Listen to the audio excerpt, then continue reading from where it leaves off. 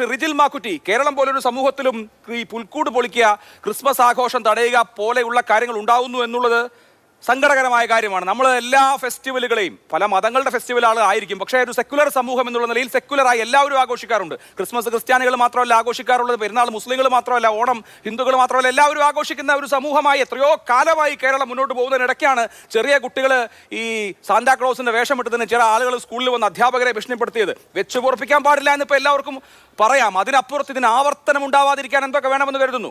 ശ്രീ അഭിലാഷേ, യഥാർത്ഥത്തിൽ കേരളത്തിന്റെ ഒരു പൊതു മനസ്സിനെ അല്ലെങ്കിൽ പൊതുമതനിരപേക്ഷ മനസ്സിനെ ആകെ തന്നെ വേദനിപ്പിക്കുന്ന സംഭവമാണ് ഈ കഴിഞ്ഞ ദിവസം പാലക്കാട് ഉണ്ടായത്. അതോടൊപ്പം തന്നെ ആലപ്പുഴയിലും അതിൻ്റെ ചെറിയതായ ഒരു അനുഭവം നമ്മുടെ മുമ്പിൽ ഉണ്ടായിട്ടുണ്ട്. തീർച്ചയായും ഇവിടെ എന്തുകൊണ്ട് ഇത്തരത്തിലുള്ള സംഭവങ്ങൾ ആവർത്തിക്കുന്നു എന്നുള്ളത് നമ്മൾ ഗൗരവതരമായി പരിശോധിക്കേണ്ട ഒരു കാര്യമാണ്. ഇപ്പോൾ കേരളത്തിൽ പ്രത്യേകിച്ച് ഇവിടെ ഇപ്പോൾ കേക്കുമായും അതോടൊപ്പം തന്നെ മലയാറ്റൂർ പള്ളി കയറാനൊക്കെ BJP നേതാക്കന്മാർ വെമ്പൽ കൊള്ളുകയാണ്. അതിനു വേണ്ടിയിട്ടുള്ള വലിയ രൂപത്തിലുള്ള ക്യാമ്പയിൻ, സ്നേഹയാത്ര നടത്തിക്കൊണ്ടിരിക്കുന്നു. ഒരു ഭാഗത്ത് സ്നേഹയാത്ര നടത്തുമ്പോൾ ഒരു വിഷം തുപ്പുന്ന മറ്റു കാര്യങ്ങളാണ് ചെറിയ കുട്ടികൾ പഠിക്കും സ്കൂളിൽ പോലും ഈ BJPയുടെ സംഘപരിവാരത്തിൻ്റെ ഏറ്റവും പ്രധാനപ്പെട്ട സംഘടനയായ VHPയുടെ തീവ്രവാദികൾ നടത്തിക്കൊണ്ടിരിക്കുന്നത്. ഇപ്പോൾ BJP വക്താവ് പറയാണ് ഞങ്ങൾക്ക് ബന്ധമില്ല. അപ്പൊ BHPക്ക് BJPയുമായി ബന്ധമില്ല എന്ന് പറയണം. BHP എന്ന് പറയുന്നത് BJPയുമായി പുലകുളി ബന്ധമില്ലാത്ത സംഘടനയാണെന്ന് പറയണം. അല്ലാതെ എങ്ങനെയാണ് ബന്ധമില്ല എന്ന് പറയാൻ പറ്റുക?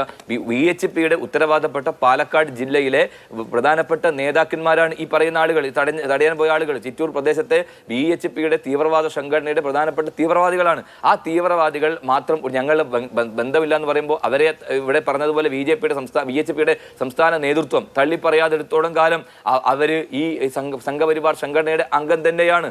ഇപ്പൊ കേരളത്തിൽ BJPക്ക് എന്താണെന്നറിയോ? BJPക്ക് ഒരു ഭാഗത്ത് ക്രിസ്ത്യൻ സ്നേഹം വേണം. അതുപോലെ കരിമ്പിൻകാലയെ പോലെയുള്ള ആളുകൾ ഇപ്പോൾ വളരെ കൃത്യമായി എത്ര നന്നായിട്ടാണ് BJPയെ സഹായിക്കുന്നതിന് വേണ്ടിയുള്ള നിലപാട് എടുത്തത്. ഇപ്പോൾ ക്രിസ്തുദേവന്റെ തിരുപ്പിറവി വരികയാണ്. അപ്പോൾ ഈ ക്രിസ്തുദേവനെ ഒറ്റുകൊടുത്ത യൂദാസിന്റെ പുതിയ അവതാരങ്ങളായി ഇവരൊക്കെ തന്നെ ഉണ്ടാകുമ്പോൾ BHPക്കാർക്കും അതോടൊപ്പം തന്നെ സംഘപരിവാർക്കാർക്കും ഒക്കെ തന്നെ ഇത്തരത്തിലെ പുൽക്കൂടുകൾ കത്തിക്കാനും ഇത്തരത്തിലെ കരോട് കത്തിക്കാനും ഒരു പ്രശ്നമില്ല. കാരണം ന്യായീകരിക്കാൻ ഇത്തരം ആളുകളുണ്ട്. ഇവരൊക്കെ തന്നെ 30 വെള്ളിക്കാശിന് വേണ്ടി യേശുദേവനെ ഒറ്റുകൊടുത്തതുപോലെ ഈ നാട്ടിലെ അധികാരത്തിനും മറ്റ് BJPക്കാരുടെ ഏതെങ്കിലും തരത്തിലുള്ള ഉച്ചിഷ്ടം പൂജിക്കുന്നതിന് വേണ്ടി ഇത്തരത്തിൽ അവരെ ന്യായീകരിക്കുന്നു എന്ന് പറയുമ്പോൾ യഥാർത്ഥത്തിലുള്ള ഈ വിശ്വാസികൾ ഇതിനെ തിരിച്ചറിയണം എന്നുള്ളതാണ് എനിക്കിവിടെ സൂചിപ്പിക്കാനുള്ളത്. അതോടൊപ്പം തന്നെ കേരളത്തിൽ മാത്രം രാജ്യത്തെമ്പാടിപ്പോൾ ഞാൻ പറയാൻ ആഗ്രഹിക്കുന്നത് യുണൈറ്റഡ് ക്രിസ്ത്യൻ ഫോറത്തിൻ്റെ ഒരു കണക്ക് പുറത്തുവിട്ടിട്ടുണ്ട്. ജനുവരി 1 മുതൽ നവംബർ 30 വരെ 745 അക്രമ സംഭവങ്ങളാണ് ക്രിസ്ത്യാനികൾക്ക് നേരെയും അതോടൊപ്പം തന്നെ അവരുടെ സ്ഥാപനങ്ങൾക്ക് നേരെ ഉണ്ടായിട്ടുള്ളത്. ഛത്തീസ്ഗഡ് ആരാ ഭരിക്കുന്നത്? ഈ ഭരിക്കുന്ന BJP. അവിടെ ക്രിസ്മസ് കരോൾ ഉൾപ്പെടെയുള്ള കാര്യങ്ങൾ നിരോധിച്ചിരിക്കുന്നു. രാജസ്ഥാനിൽ മധ്യപ്രദേശിലെല്ലാം ഇതേ അനുഭവം ഉണ്ടായിക്കൊണ്ടിരിക്കുന്നു എന്ന് പറയുമ്പോൾ എന്താണ് ഈ നാട്ടിനകത്ത് ക്രിസ്തീയ സ്നേഹം പറഞ്ഞുകൊണ്ട് നടക്കുന്ന ആളുകൾ? ഈ ക്രിസ്തീയ സ്നേഹം പറഞ്ഞ് അവരുടെ അരമനകളിലേക്കും അവരുടെ വീടുകളിലേക്കും അതോടൊപ്പം പോകുന്ന BJPക്കാർ, ഈ BJPയുടെ സംസ്ഥാന നേതൃത്വം എന്തേ രാജസ്ഥാനിലെ ക്രിസ്തീയ മേഖലയിൽ പോകാത്തത്? എന്തേ ഛത്തീസ്ഗഡിൽ പോകാത്തത്? എന്തേ ഒറീസയിൽ പോകാൻ തയ്യാറുണ്ടോ? ഇല്ല. കാരണം എന്താ? അവരെ ഭീകരവാദികളായും അതോടൊപ്പം തന്നെ മതപരിവർത്തനവാദികളുമായി ആക്ഷേപിച്ചുകൊണ്ട് അവരെ വേട്ടയാടുന്നു എന്നുള്ളതാണ്. അപ്പോൾ കേരളത്തിൽ ഇത്തരത്തിലുള്ള ആളുകളുടെ വോട്ട് വാങ്ങാൻ ഈ കരിമ്പൻകാലയെ പോലെയുള്ള കാലന്മാർ ഇതിനകത്തുള്ളത് കൊണ്ട് തന്നെ സ്വാഭാവികമായും ഞങ്ങൾക്ക് ഇത്തരം കാര്യങ്ങളൊക്കെ ചെയ്താൽ ന്യായീകരിക്കാൻ ആളുണ്ട് എന്നുള്ളത് കൊണ്ടാണ് ഇത്തരം കാര്യങ്ങളുമായി BJPക്കാർ അവിടെ പോകുന്നത്.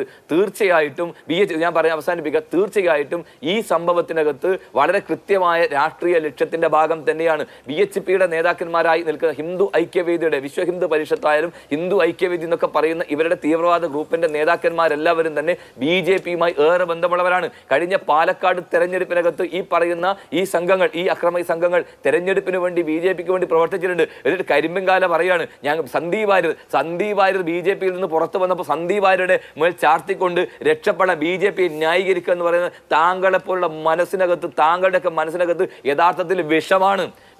ഇതുപോലെ കേൾക്കുന്ന ആളുകളുണ്ട്. സന്ദീപ് വാര്യർ പറഞ്ഞിട്ടാണ് ചെയ്തതെന്ന് പറയുമ്പോൾ ആ BJPക്കാരൻ പറയുന്നില്ല, അതിന് വെള്ളപൂശി കൊടുക്കുകയാണ് ഈ പറയുന്ന കരിമ്പൻകാലയെ പോലുള്ള ആളുകൾ. അപ്പോൾ യഥാർത്ഥത്തിലുള്ള യൂദാസുമാർ ആരാണെന്ന് യഥാർത്ഥത്തിലുള്ള ക്രിസ്തീയ മതവിശ്വാസികൾ കാണണം. ഇവരൊക്കെ തന്നെ അതെ മുനമ്പവ. ഏത് വിഷയത്തിനകത്ത് ഞങ്ങൾക്ക് ഞങ്ങളുടെ നിലപാടുണ്ട്. അതിനൊന്നും നിങ്ങൾ ആഘോഷം ഈ നാട്ടിലെ മുഴുവൻ ജനതയെ തെറ്റിദ്ധരിപ്പിച്ചുകൊണ്ട് മുഴുവൻ നാട് തെറ്റിദ്ധരിപ്പിച്ചുകൊണ്ട് നാട് നീളെ മൗലവിമാരും ഉസ്താദുമാരും തെറ്റാണ്. വഖഫ് ബോർഡിന്റെ രേഖ ഞാൻ മിനിഞ്ഞാന്ന് പുറത്തുവിട്ടു. വഖഫ് ബോർഡ് പറയുന്നു മുനമ്പത്ത് വഖഫ് ഭൂമി ഇല്ല. വഖഫ് ഭൂമി ഇല്ല.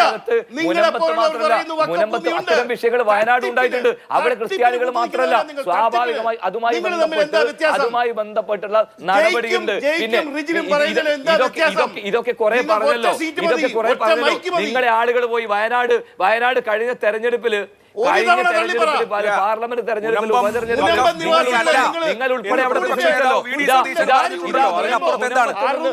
ചർച്ച വഴിതെറ്റിച്ചു കൊണ്ടുപോകേണ്ട. ഈ ചർച്ചയിലെ ഏറ്റവും പ്രധാനപ്പെട്ട പ്രതികരണം നൽകേണ്ടത് VHP ആണ്.